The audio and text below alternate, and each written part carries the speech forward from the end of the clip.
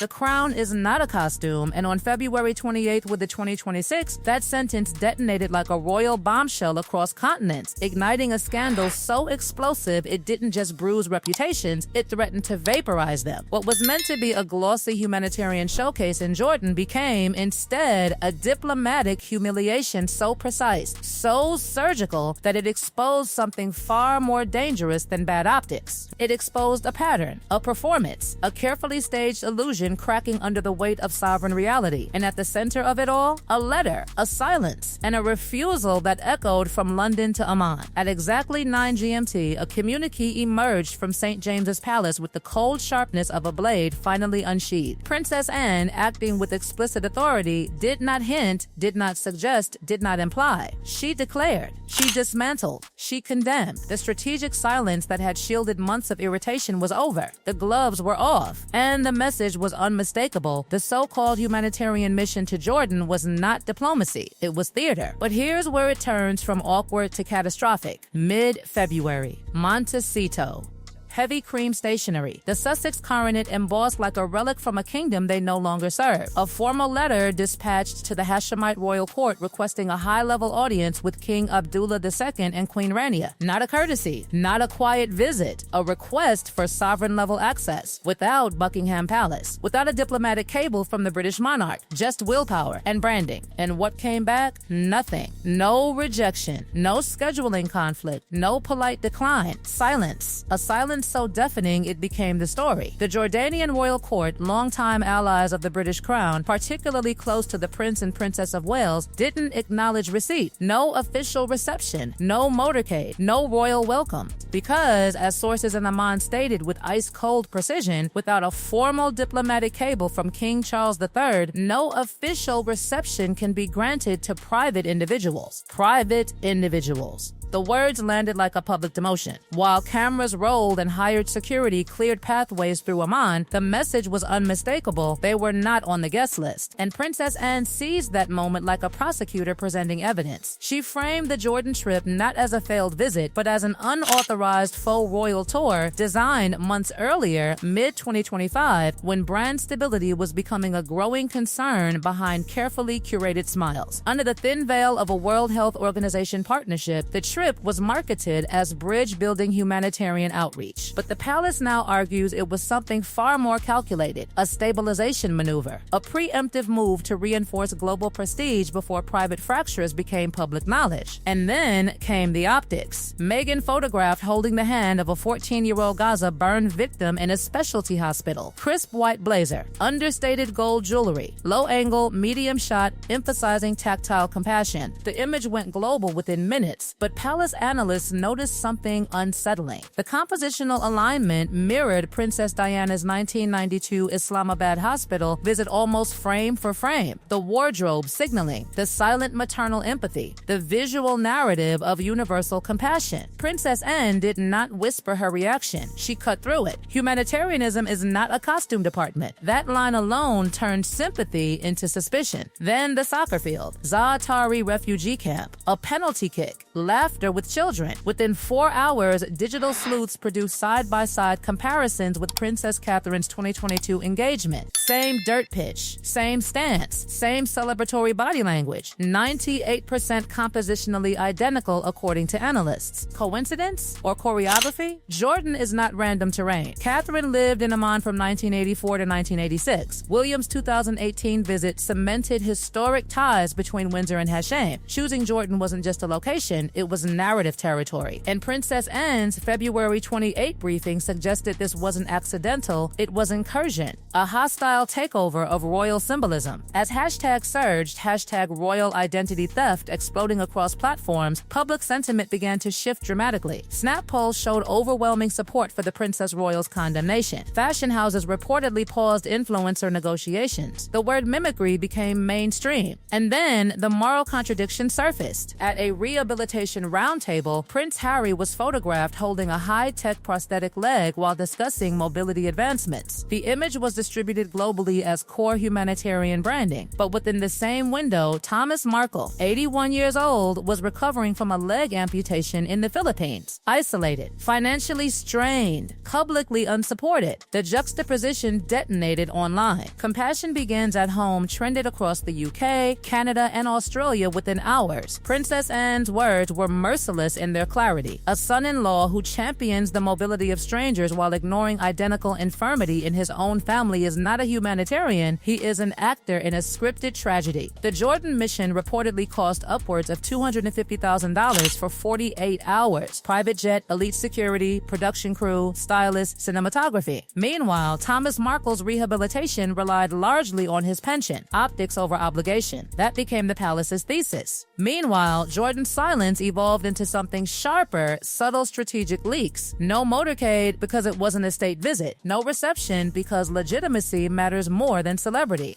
A suggested joint photograph between Meghan and Queen Rania reportedly declined with quiet firmness. One aide allegedly muttered that the Queen of Jordan does not do commercials for Netflix. That line alone reverberated. And as February 28 progressed, the narrative pivoted fully from the Sussexes' activities to Princess Anne's doctrine. The Jordan fiasco wasn't just embarrassment, it was precedent. Ambassador Peter Hall reportedly hosted a small reception at his residence, caught between Foreign Office instructions and Sussex pressure. Princess Anne's office now frames this as manipulation, honorary styling used as a battering ram to secure red carpet access for private commercial gain. And perhaps most revealing of all, departure logs from Amman Civil Airport confirm the Duke and Duchess left on separate aircraft to undisclosed locations. Separate planes. For a brand built on unity, that image said everything. Body language experts described Harry as hollowed out, mechanically compliant, positioned physically behind Meghan throughout engagements. The term content hostage began trending, suggesting he was operating within contractual obligations rather than conviction. Princess Anne's office interpreted the shadow placement as deliberate marginalization of the blood royal to center a commercial portfolio. The palace briefing did not stop at condemnation. It escalated. A formal dossier is being prepared. Jordan cited as evidence of unauthorized diplomatic solicitation, ambassadorial coercion, and intellectual property violation of royal imagery. Prince William reportedly incensed. Title removal discussions revived with renewed urgency, and as global sentiment tracking ticked past 20 GMT, fatigue reached unprecedented levels. Support plummeted. Pity for Harry surged. Analysts downgraded the Sussex brand to near zero without sovereign backing. The half-in, half-out experiment officially terminated, at least in doctrine. By midnight in London, the power dynamic had shifted decisively back to the institution. The Hashemite kingdom stood with the crown. The Sussexes stood alone, holding a letter no one would open. And this was only the first wave. By late evening on February 28, the Princess Royal's office had shifted gears. This was no longer about optics. It was about constitutional consequence. A formal dossier, clinical, itemized, unemotional, was presented to the government's liaison committee, citing the Jordan fiasco as evidence of reputational damage to the state. Not embarrassment, damage. That word alone changes everything. 3 primary charges anchor the filing. Unauthorized diplomatic solicitation. The private office in Montecito attempting to engage the Hashemite royal court as if representing the British sovereign, without mandate, without sanction, without cable clearance from King Charles III. The palace argues this crossed from overconfidence into misrepresentation. Ambassadorial coercion. Pressure allegedly placed on British Ambassador Peter Hall to host a reception under the weight of their titles. A reception that now reads less like courtesy and more like leverage, styling used as currency to secure institutional legitimacy for a private venture. And then, the most explosive accusation of all, intellectual property theft. Not of jewels, not of documents, of imagery, of narrative, of legacy. The dossier catalogs what palace analysts describe as Diana mode and Catherine mimicry as calculated visual replication, a deliberate strategy to overwrite established royal history with commercial replicas. The language is surgical, the implication devastating, because if titles are gifts of the sovereign, then their misuse becomes breach of trust. And Princess Anne's argument is clear: the Duke and Duchess styling has become an instrument of fraud, securing high-level access for contracts negotiated in mid-2025 under the illusion of institutional backing. Meanwhile, diplomatic cables leaking from Oman confirmed something chillingly definitive: the Jordanian royal family has officially closed the door on future Sussex engagements. Recognition will be extended only to the working sovereign in the blood royal operating under constitutional authority. The message is subtle but unmistakable. Celebrity is not monarchy. Other Commonwealth nations are reportedly taking notes. The refusal to provide motorcade, greeting, or ceremonial acknowledgement is quietly being discussed as a blue book standard for handling future private Sussex visits. The ripple effect has begun. Jordan was not an isolated snub. It may be the template. Inside the World Health Organization, sources whisper that the partnership underpinning the Jordan trip is under internal review, not officially terminated, but evaluated. Reputational toxicity is the phrase floating through Geneva corridors. The Crown's aggressive counteroffensive has forced institutions to reassess whether association carries diplomatic risk. And then there's the fracture no one can ignore. Post-Jordan flight manifest confirms separate operational bases. Meghan returned to California to manage the Thomas Markle fallout and the influencer pause. Harry reportedly remained in a third-party European location. Not together, not photographed, not unified. Financial analysts in the City of London reacted swiftly. The unified Sussex brand, once marketed as a global philanthropic powerhouse, has been downgraded to near zero viability without sovereign endorsement. The faux royal model, experts argue, cannot function when the real monarchy publicly disavows it. Public sentiment data tells a brutal story. UK support for title removal surges past 85%. The pity metric for Harry climbs towards 78%, framing him less as architect and more as asset, traumatized, isolated, hollowed out. The phrase deprogramming a prince circulates quietly within palace commentary circles, echoing Princess Anne's darker insinuation that this is no longer merely about misjudgment, but about psychological unraveling. Because in every frame from Jordan, Harry appears diminished, standing half a step behind, eyes drifting, hands clasped mechanically. A man once known for unscripted warmth, now described by observers as mechanically compliant. The spontaneous grin replaced with something distant, something rehearsed. The optics are impossible to ignore. And as midnight approached in London, Princess Anne delivered what insiders describe as her most clinical statement yet. No fury, no poetry. Just conclusion. The theater in Jordan has proven that the Sussexes cannot be trusted with the tools of the monarchy. They have used the king's gift to insult the king's allies. That sentence may become the thesis for what happens next, because pressure is mounting on King Charles III to authorize a parliamentary debate on the Titles Deprivation Act Amendment 2026, a mechanism that would allow the sovereign to strip titles based on reputational harm rather than criminal conviction. Treason no longer required. Felony no longer necessary. Damage to diplomatic integrity sufficient. Prince William, reportedly incensed by what he views as systematic strip mining of Catherine's Jordan legacy, is said to be coordinating closely with his aunt. The generational line is hardening. Patience exhausted. And in Montecito, silence. No triumphant statements, no glossy recap video, no smiling airport departure shot. Instead, crisis containment. Influencer deals paused. Global female leadership photo ops denied. Negotiations cooling. The Thomas Markle comparison refuses to fade. 5 million mentions in 6 hours. Compassion begins at home remains a viral refrain. In Middle Eastern cultural contexts where filial duty is sacred, the narrative has landed with particular severity. High-ranking Jordanian officials privately expressed that neglect of one's own elders disqualifies meaningful social diplomacy. That sting travels further than any snub. The Jordan trip was meant to project power without palace supervision. Instead, it proved the opposite. Without the gold state coach authority of Buckingham Palace, the Sussex operation functions like a high-budget production lacking distribution rights. Cameras alone do not confer legitimacy. And perhaps the most haunting image of all is not from the hospital or the soccer pitch, but from the departure logs. 2 aircraft. 2 directions, no joint wave. The unified front dissolving under fluorescent airport lighting. By 20 GMT, global sentiment tracking showed fatigue at an all-time high. Support for Meghan in the United States dropped sharply following the prosthetic versus father juxtaposition. British respondents overwhelmingly backed Princess Anne's doctrine. The Crown, often criticized for stiffness, suddenly looked decisive, strategic, unapologetic. The heat of the event shifted entirely, no longer about what happened in Jordan, but about what will happen in London, because this is no longer gossip.